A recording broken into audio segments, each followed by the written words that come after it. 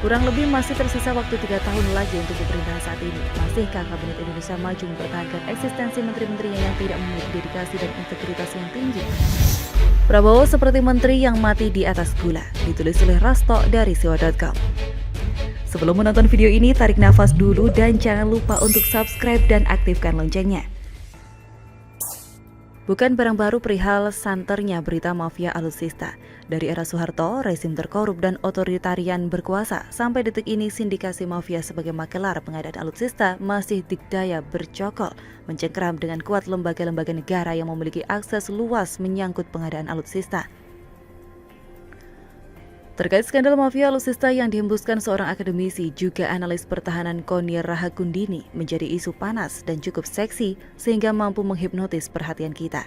Terlebih pada sosok yang disebutkan sebagai Mr. M yang mengeksploitasi sikap penasaran publik.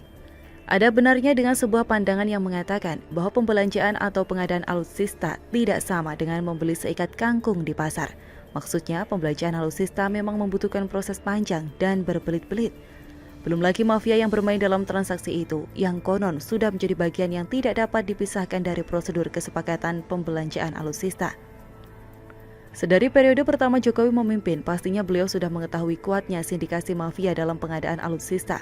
Oleh sebab itu, dipilihnya Prabowo yang diharapkan bisa memberantas budaya percaloan yang sudah berurat berakar. Namun sepertinya proses itu tidak berjalan sesuai dengan apa yang diharapkan. Pernyataan bahwa Prabowo lebih TNI daripada TNI, kenyataannya hanya isapan jempol semata, atau cuma kebutuhan menjelang Pilpres semata. Untuk menjelaskan master plan saja, Prabowo sebagai Kemenhan belum bisa meyakinkan apa yang menjadi skala prioritas di kementerian yang dipimpinnya.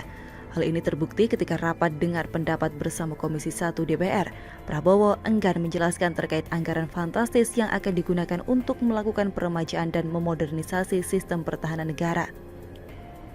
Dengan menjadikan alasan bahwa dirinya hanya bertanggung jawab kepada Presiden, Prabowo tidak bersedia untuk menjelaskan apa saja yang menjadi prioritas berkaitan dengan pengadaan alutsista di hadapan forum dengar pendapat itu.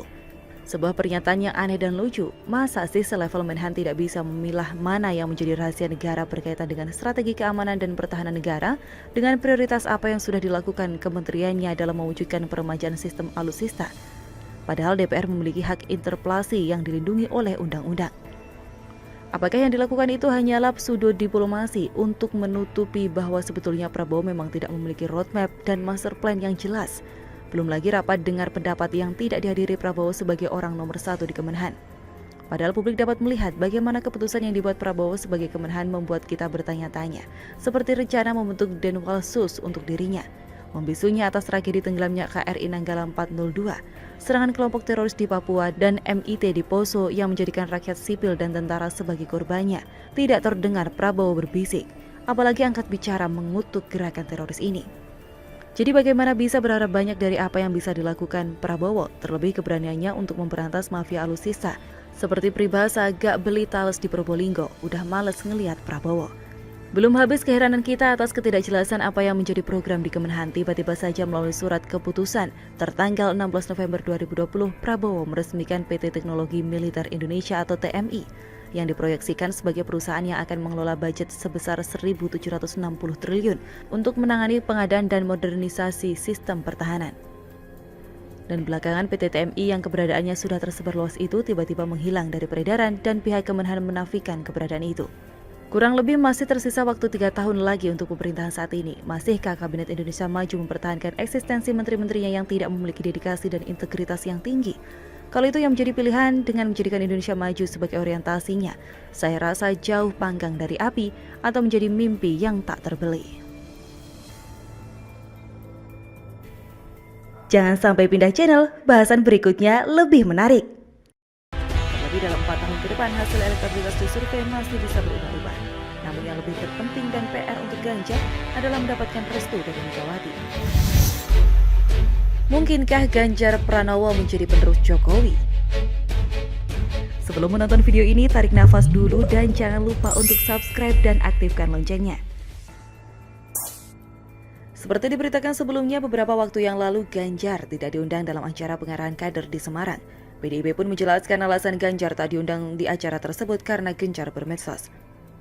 Bahkan politikus senior PDIP Bambang Pacul secara terang-terangan di hadapan para wartawan menyebut Ganjar sebagai orang yang terlalu berambisi jadi presiden dan berlagak sok pintar. Perlakuan terhadap Ganjar oleh partainya tersebut memantik reaksi publik hingga dukungan terhadap Ganjar mengalir dari mana-mana. Beberapa di antaranya seperti Ade Armando. Pakar komunikasi dan penggiat media sosial tersebut menyatakan bahwa Ganjar Pranowo adalah penerus Jokowi yang sesungguhnya. Hal itu diungkapkan Ade melalui akun Twitternya. Karena itu menurut Ade, ia akan tetap mendukung Ganjar sekalipun yang mengusungnya PKS, PAN, Demokrat, dan lainnya tanpa PDIP. Dan bahkan Denny Siregar pun menyebut bahwa tidak ada yang bisa menghentikan Ganjar untuk mencalonkan diri sebagai presiden kecuali partainya sendiri, yaitu PDIP. Alumni Gerakan Mahasiswa Nasional Indonesia atau GMNI Sandri Rumanama menuturkan bahwa Ganjar memiliki kapabilitas menjadi seorang presiden di masa mendatang. Menurutnya, Ganjar telah melanglang buana dalam berbagai isu dan kondisi perpolitikan di negara ini sejak beliau menjadi anggota DPR RI dan sekretaris fraksi PDIP hingga menjadi gubernur. Sandri menambahkan bahwa dalam pengamatannya Ganjar telah merubah Jawa Tengah menjadi provinsi maju di Indonesia dan mencapai beberapa tingkat kesuksesan serta penghargaan atas hasil kerjanya. Ganjar dinilai dapat mengelola sektor perhubungan dengan baik. Hal itu terbukti dengan Piala Wahana Tatanugraha Wiratama dan Piala Wahana Tatanugraha Kencana pada acara penghargaan bidang perhubungan darat tahun 2017 yang baru saja diterima Jawa Tengah, yakni pengelolaan pengembangan lalu lintas dan angkutan jalan. Selain itu, Ganjar juga dinilai tegas dalam memberantas pungli. Seperti diketahui bahwa Ganjar oleh berbagai survei adalah kader PDIP yang paling populer sebagai calon presiden.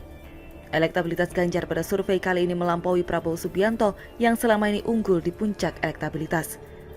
Elektabilitas Prabowo sebesar 16,7% dan dibayangi oleh Ridwan Kamil sebesar 15,9%. Sementara itu, Puan Maharani turun elektabilitasnya di bawah 1%, yaitu 0,7%. Tingginya nama Ganjar dinilai karena aktivitasnya menjadi gubernur kerap menjadi perhatian publik. Porsi pemberitaan Ganjar selama ini pun dinilai menambah elektoral sang gubernur. Namun, maju tidaknya Ganjar sangat tergantung keputusan elit PDIP. Apalagi PDIP dikenal disiplin dalam kebijakan partainya. Diketahui kedua kader PDIP yang bersinar itu kini bersitegang karena Ganjar dinilai berambisi maju di Pilpres 2024. Adapun Puan yang merupakan putri Megawati memiliki peluang besar untuk memperoleh tiket pencapresan. Karenanya, moncernya elektabilitas Ganjar di publik merupakan hambatan bagi Puan bila ingin melenggang mulus sebagai calon presiden atau wakil presiden yang diusung PDIP. Menurut Ojang Komarudin, seorang pengamat politik Universitas Al-Azhar Indonesia, kasus tersebut akan menjadi belenggu dan akan jadi senjata lawan politiknya. Namun peluang Ganjar sebagai capres atau cawapres tetap ada. Meski begitu, Ujang lebih yakin PDIP menyiapkan Puan Maharani ketimbang Ganjar. Terlebih dalam 4 tahun ke depan hasil elektabilitas di survei masih bisa berubah-ubah. Namun yang lebih terpenting dan PR untuk Ganjar adalah mendapatkan restu dari Megawati. Sebab tidak mudah untuk mendapatkan restu dari Megawati apabila Puan dan Prabowo sudah disiapkan untuk menjadi capres-cawapres untuk 5 tahun mendatang. Lantas, bagaimana menurut kalian?